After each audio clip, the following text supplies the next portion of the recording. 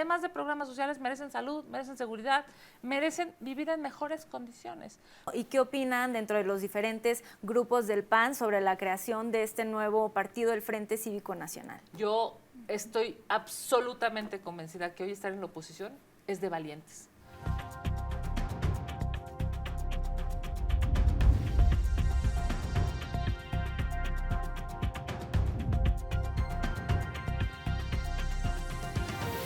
Hola, ¿qué tal? Bienvenidos a este nuevo episodio de Eje Político. El día de hoy nos acompaña en el estudio la diputada Kenia López Rabadán, vicepresidenta de la mesa directiva de la Cámara de Diputados. Bienvenida. Muchas gracias por la invitación, Ale. Muy contenta de estar en tu programa. No, gracias a usted por recibirnos acá. Y bueno, cuando me confirmaron esta entrevista, dije lo más complicado va a ser cambiarnos el chip de senadora a diputada. Me gustaría saber cómo ha sido esta transición del Senado a la Cámara de Diputados en este contexto en que no se tienen también los contrapesos necesarios. Bueno, a ver, sin lugar a dudas, hay que seguir levantando la voz, hay que ser una oposición fuerte, inteligente, hay que entender que las cosas hoy están lamentablemente muy complicadas para la oposición, así como para todo México.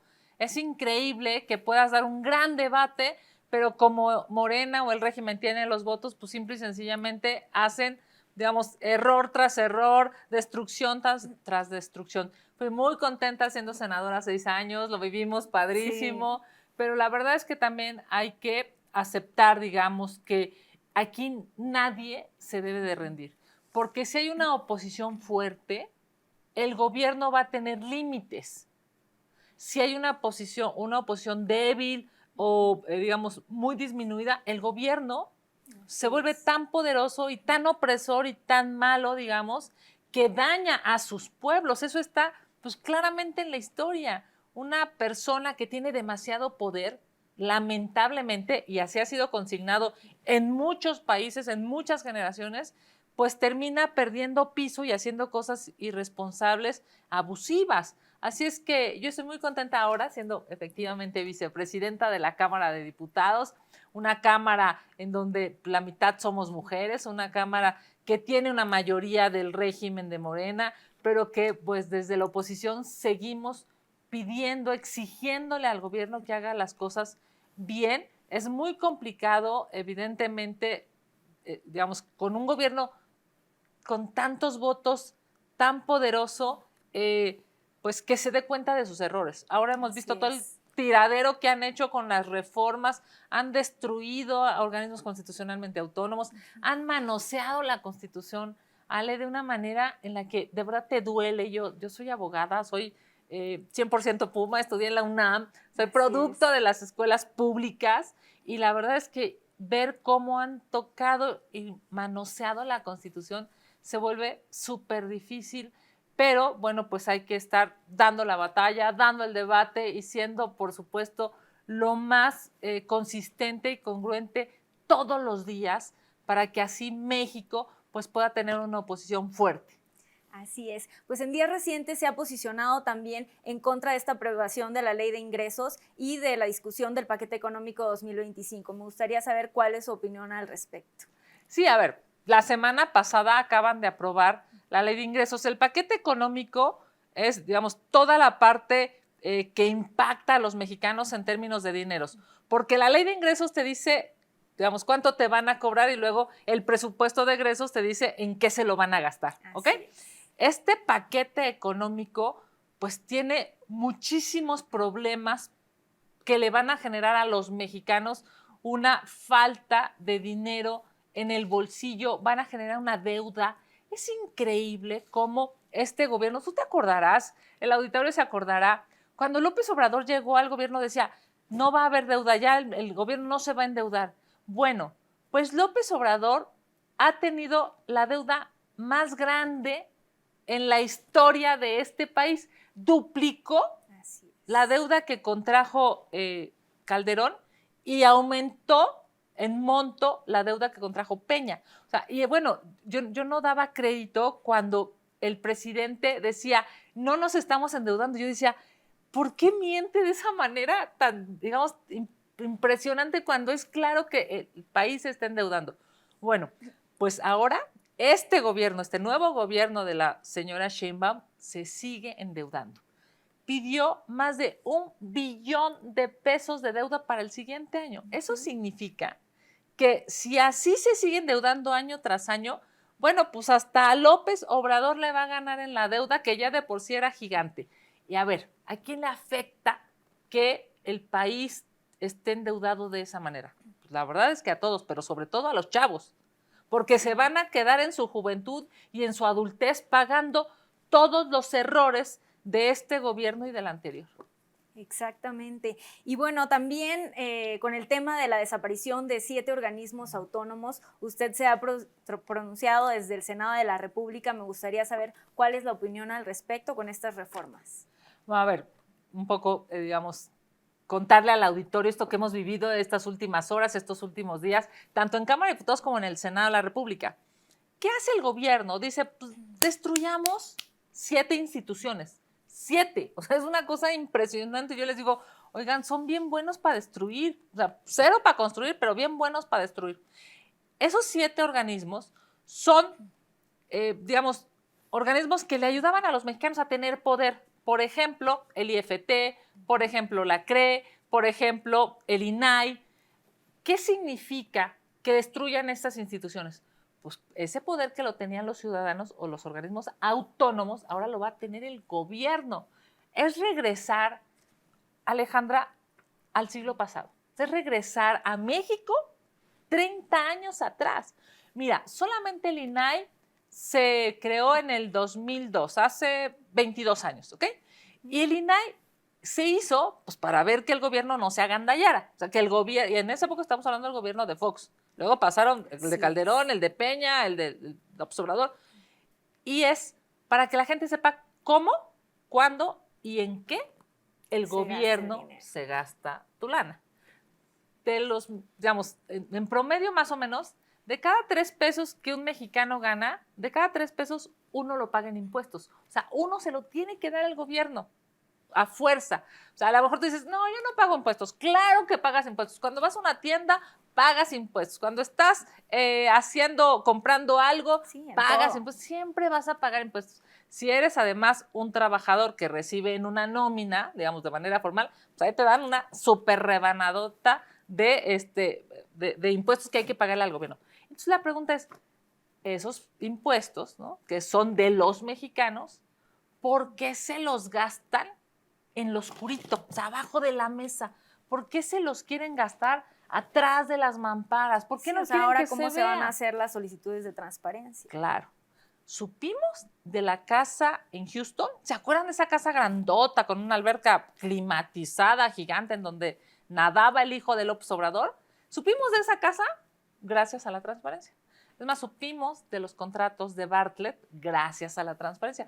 Supimos de los contratos de todos los socios de este gobierno, y por cierto, del anterior y del anterior y del anterior. Hemos, digamos, aprendido a que el gobierno necesita tener contención, porque si no, un gobierno sin contención se va. ¿Ahora qué van a hacer estos señores de Morena? Pues no van a tener contención porque van a destruir al INAI.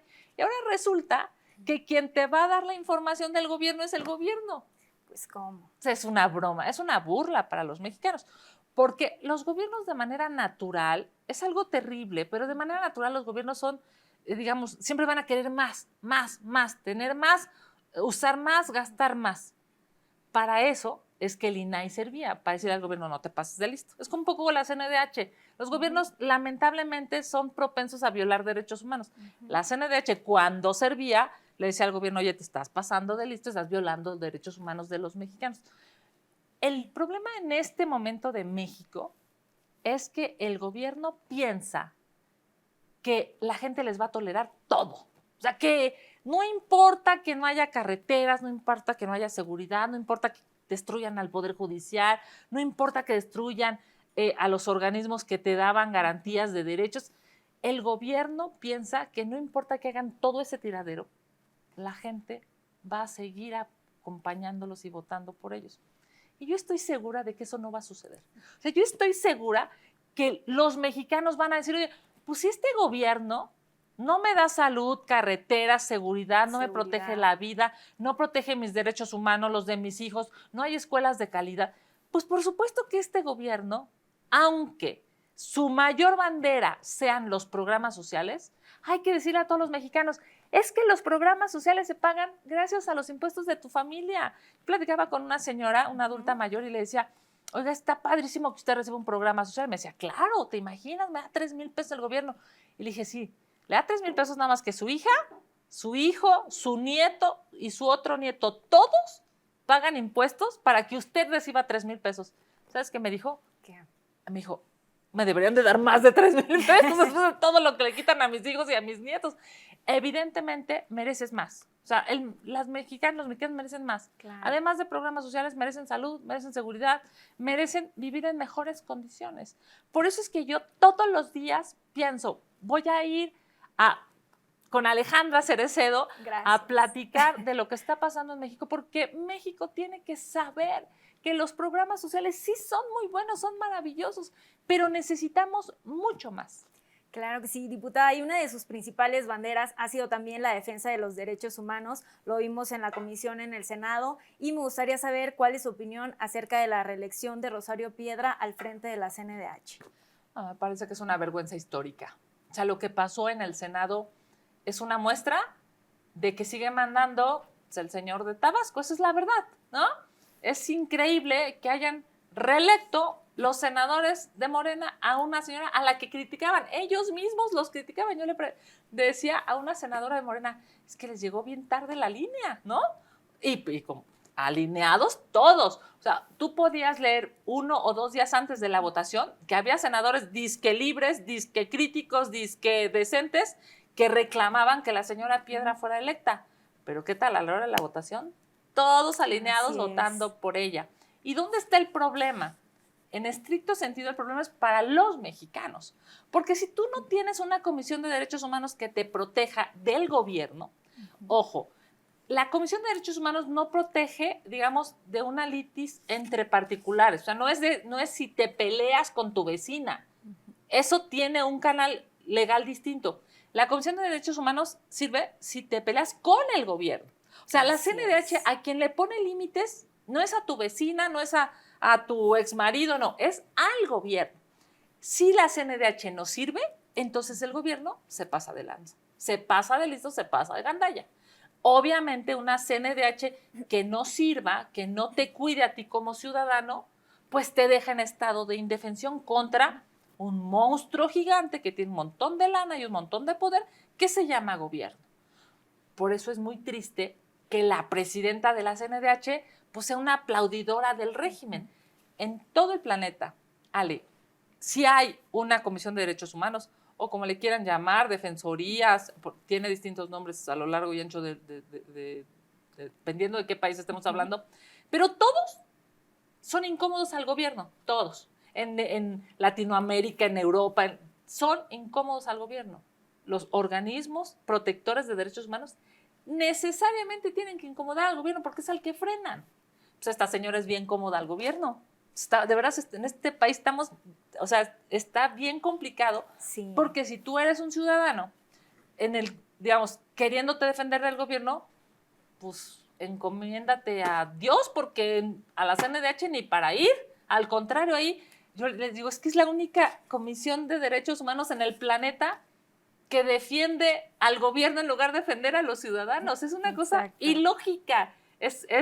Digamos, es que la señora Piedra prefirió su devoción ideológica a esta izquierda corrupta en lugar de pensar en la protección de los derechos humanos de los mexicanos.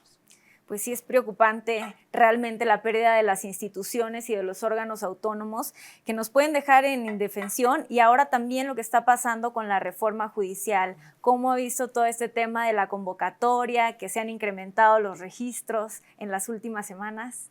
Pues estuvo rudísimo el acarreo, ¿no? Yo tengo la oportunidad de estar en muchos debates de manera reiterada en varios medios de comunicación, y yo le decía a una senadora de Morena, pues es que el acarreo estuvo con todo. Pues es increíble que el gobierno haya destruido un poder, o sea, destruyeron a los jueces, magistrados y ministros para poner unos nuevos y que esos nuevos le deban su chamba al gobierno. ¿Por qué es terrible, Ale? Porque tú imagínate que vas con un juez. El juez no va a estar pensando en leer la Constitución, en conocerla ya si quieres, ¿no? Pues así como vamos por la cantidad de irresponsabilidades que hemos visto de las ministras alineadas al gobierno, pues se ve que ni leen la Constitución, mucho menos las leyes, en fin. Pero tú esperarías que el juez te proteja a ti, no al gobierno. ¿Ustedes creen que si hay alguna discusión con el gobierno, estos jueces, estos magistrados, estos ministros, le van a dar la razón al ciudadano? Nunca se la van a dar al gobierno porque piensan que le deben su chamba al gobierno. Ahora, a lo mejor no vas a tener una discusión con el gobierno, vas a tener una discusión con tu vecina o con tu exmarido, o sea, una entre particulares. Si el juez que tiene que definir una sentencia no conoce la ley, te puede lastimar a ti, a tu familia, a tu vida, a tu patrimonio. Sí, muchas veces se pueden violar también tratados internacionales. Claro, es obvio que esta convocatoria para el Poder Judicial estuvo hecha para que se inscribieran morenistas y los van a elegir morenistas. Va a ser un proceso terrible, lo dijimos durante meses, todo está mal. Bueno, hoy la litis entre el INE y el Senado de si les prorrogaban o no les prorrogaban el plazo, es porque el INE no tiene ni dinero porque tampoco le quieren dar lo que está pidiendo. Está reduciendo 40% entonces, para la elección. Imagínate, es un cochinero el proceso. No van a tener el dinero que necesitan para las elecciones. Y en promedio cada elector va a estar en una urna entre 1 hora y 1 hora y media. Va a ser una cosa terrible y le va a costar a México miles de millones de pesos tirados a la basura por el capricho de López Obrador y de ahora la presidenta, y además va a lastimar a los justiciables. Eso es lo peor todavía.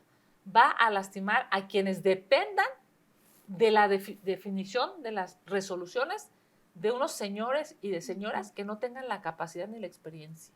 Eso me parece que es uno de los daños más grandes que Morena le va a hacer a este país.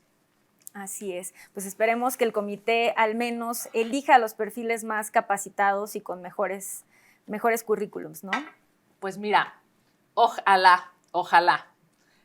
Se ve difícil, porque al final el comité termina siendo morenista, la mayoría en el Congreso termina siendo morenista, la presidencia de la República es morenista, la mayoría de los inscritos son morenistas. Está todo lamentablemente parcializado y además, yo diría, enfocado a una mediocridad del Poder Judicial que no se merecía. No se merecía. Yo soy, ya lo dije, egresada de la UNAM. Muchos de mis amigos que entraron al Poder Judicial me contaban, Kenia, para poder ser juez en este país, tenías que presentar exámenes tras exámenes. Carrera judicial. Exacto, hacer una carrera judicial. Y te podías tardar hasta 15 años para poder ser juez, hasta 25 años para poder ser magistrado. ¿Te imaginas?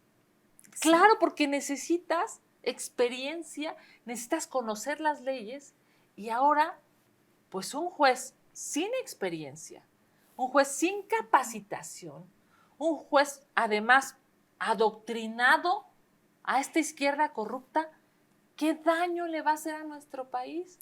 Yo, de verdad, a quienes van a estar en este proceso de selección y no son ni adoctrinados, ni ideologizados, y sí quieren hacer algo bueno por México, pues ojalá y les vaya muy bien en este proceso. Se ve lamentablemente difícil. Así es. Pues me gustaría saber cuál va a ser el rol de la oposición ante esto y qué opinan dentro de los diferentes grupos del PAN sobre la creación de este nuevo partido, el Frente Cívico Nacional. Pues mira, a ver, yo Tú sabes que yo quiero muchísimo a muchos integrantes del Frente Cívico, quiero muchísimo a Xochitl Gálvez, la acompañé, fui su jefa de oficina, tenemos un programa ahora, por cierto. La verdad es que yo los respeto mucho y les reconozco mucho.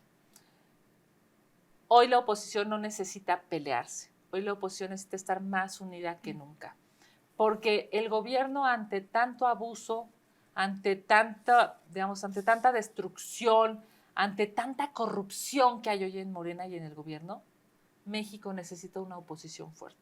Así es que, pues que les vaya muy bien, que logren su objetivo y nos veremos todos unidos en la oposición para tratar de detener a este gobierno que claramente también es un gobierno autoritario. Yo estoy absolutamente convencida que hoy estar en la oposición es de valientes, porque es más fácil irte al gobierno. Ya vimos ahí, ¿no? O sea, los cuates que tenían un montón de carpetas de investigación, que son bien corruptazos, que todo el mundo sabe que tienen un montón de lana indebida. Ya no hay órdenes pues de aprehensión. Ahora ya no tienen órdenes de aprehensión, porque el gobierno ya, votas con el gobierno y todo lo malo y todo lo corrupto que era, ya no lo eres. Así es que hoy, en este momento, a mis amigas y amigos que nos están viendo, ser opositor, ser un opositor decente, congruente, trabajador, se necesita. Bienvenidas todas, bienvenidos todos a esta oposición, que entre más y mejores personas estemos juntas, nos va a servir para detener a este gobierno que yo hoy estoy convencida le está haciendo mucho daño a México. Diputada, ¿qué proyectos vienen para esta legislatura desde la Cámara de Diputados? Pues mira, nosotros hemos decidido defender la verdad, defender a los mexicanos, defender las causas, salir a las calles. Hoy tuvimos, sin lugar a dudas, una reunión importante. ¿Qué significó para nosotros en el PAN estar reunidos? Y decir, a ver, si en el Senado no te escuchan porque te aplastan con la votación, si en la Cámara de Diputados no te escuchan porque te aplastan con sus votos, salgamos a las calles. Hay que salir, hacer una resistencia civil para decirle a México, aquí estamos, no estás solo, no estás sola. La semana pasada, por ponerte un ejemplo, cerraron unas calles de la Ciudad de México porque a alguien del gobierno de la Ciudad de México se le hizo inteligente jinetear el dinero de las pensiones alimenticias. Entonces, las mamás estaban cerrando las calles porque ya el proceso es así. Le descuentan a los papás, digamos, que estuvieron en un juicio, les descuentan a los papás para que sus hijos reciban una pensión alimenticia. Pero ese descuento, que son trabajadores del gobierno de la Ciudad de México, se lo queda el gobierno y luego se lo entregan a las mamás. Okay. Pues, qué inteligente alguien del gobierno dijo, pues no se los vamos a entregar a las mamás, lo vamos seguramente a intereses por ahí. Alguien ahí se habrá hecho millonario con con un montón de dinero ajeno, mientras los niños no tenían que comer, por cierto, ¿no? Esas son las causas que nosotros tenemos que decirle a las mujeres, aquí estamos, te tenemos que defender y te tenemos que representar a las personas con discapacidad. En el marco del Día Internacional de las Personas con Discapacidad, es decir, aquí estamos porque sabemos que hay 15 millones de mexicanos que tienen alguna discapacidad y te vamos a representar a las mujeres. Esas mujeres que hoy no pueden salir a la calle porque tienen miedo de que alguien las toque, las viole o hasta las mate.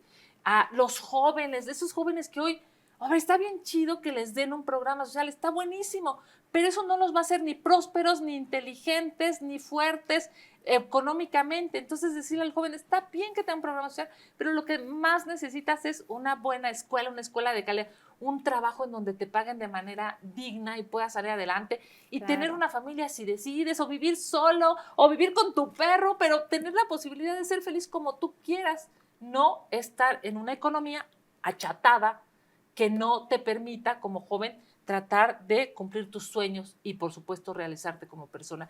En estricto sentido, lo que vamos a hacer es que vamos a salir a la calle y vamos a defender las causas de los mexicanos. Muy bien, pues sí, debe dar la batalla a la oposición. Hay muchísimas cosas que nos faltan todavía en materia de salud, seguridad, economía. Pues muchísimas gracias, senadora. Diputada Kenia López Rabadán, ¿algún último mensaje que le gustaría dirigirle a nuestra audiencia? Pues muy contenta, mi querida Ale, porque tengas tu programa. Déjenme Gracias. decirles que soy fan de Ale Cerecedo desde hace mucho tiempo. Es generosa, es linda, es sororaria y me da muchísimo gusto que tengas este programa. Y por supuesto decirle a México, vamos a seguir defendiendo la verdad y vamos a seguir del lado correcto de la historia. Soy Kenia López Rabadán. Sigan en mis redes sociales y por supuesto muchísimas gracias a Eje Central por esta oportunidad de comunicarme con su auditorio. Muchísimas gracias por acompañarnos. Gracias a ustedes también. Si les gustó este episodio, los invitamos a darle like, compartir y seguirnos a través de las diferentes redes sociales. Hasta la próxima.